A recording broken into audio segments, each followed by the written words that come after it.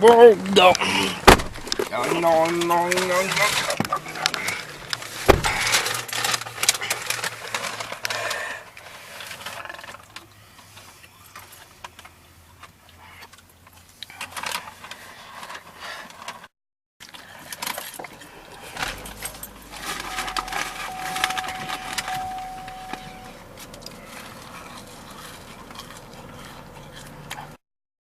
So what the newsletter does is it gets people to come back. So if you put at the bottom of every post, hey, did you like this post?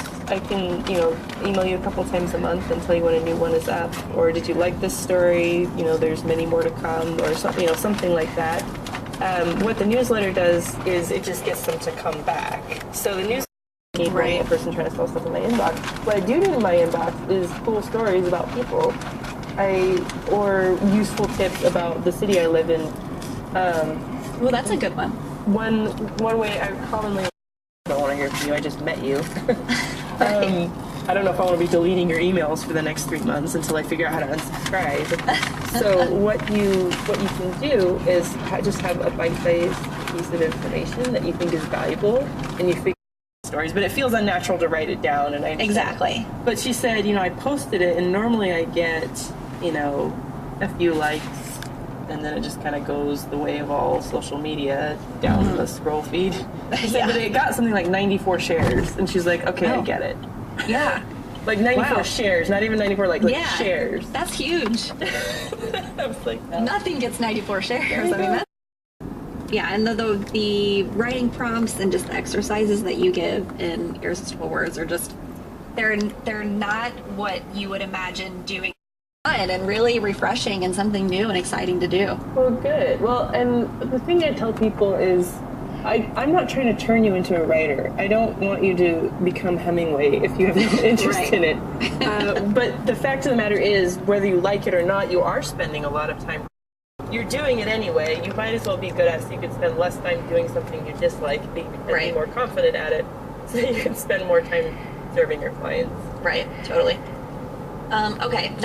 Is a way to start getting testimonials.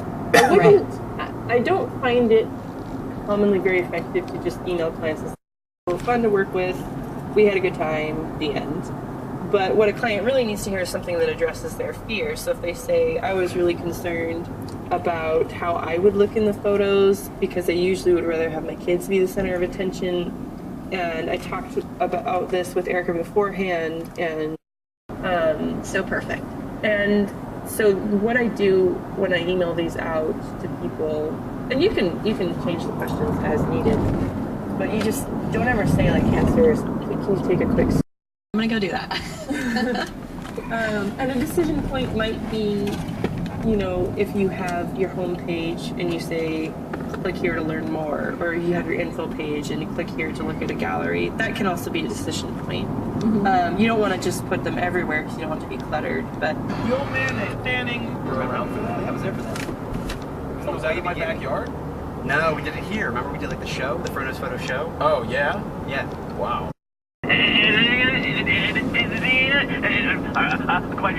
So Dan comes over. That's Dan, by the way. We're going to have Dan on one day because you realize he doesn't stutter.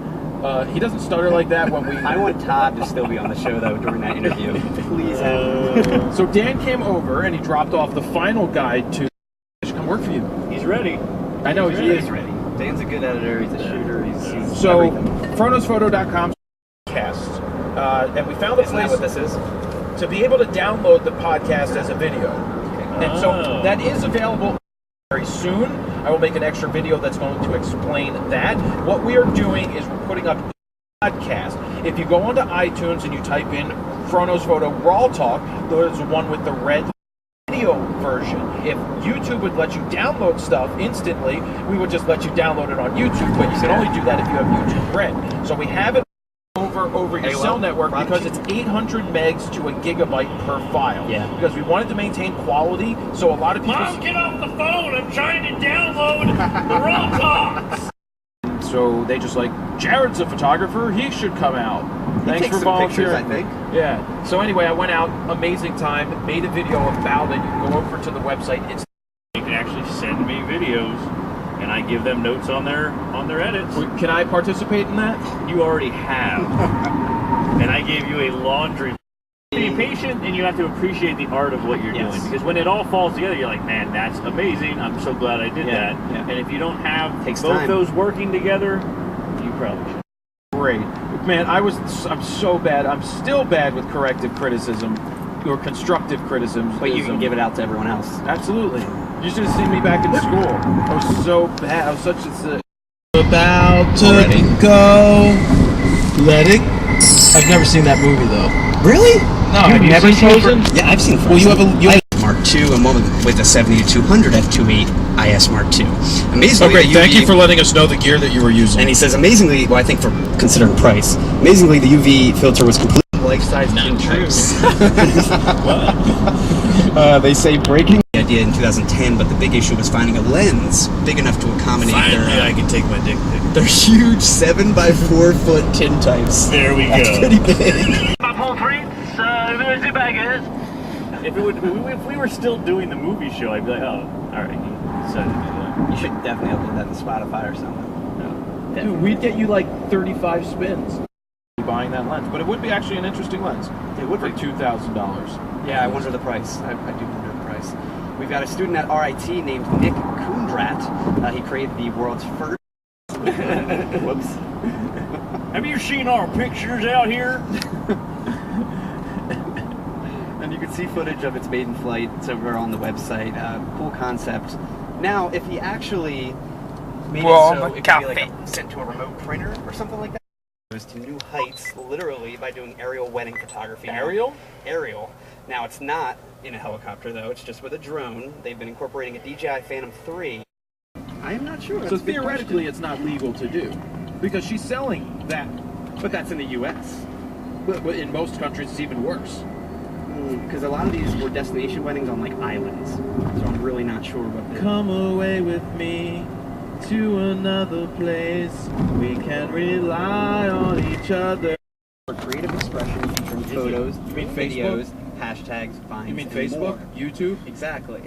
Now, other media... Instagram? Other media that won't count toward character limits for a tweet will include GIFs, videos, the @name mentions. They're also getting rid of the period @name mention when you want it to go out to like all your Oh, followers. really? It's finally going to go out to everyone if you just @reply someone. Wow. So that's going to be a huge change. That's cool because most people don't realize that. No. Yeah. Lens Baby has launched yet another Kickstarter. I don't know how many this has been. Has Lens Baby done Kickstarters? Yeah, they've done a bunch. Now this time for a 185-degree circular fisheye lens designed specifically for... GoPro's going to need to do a Kickstarter to fund themselves. Seriously. The lens pops right onto your GoPro housing.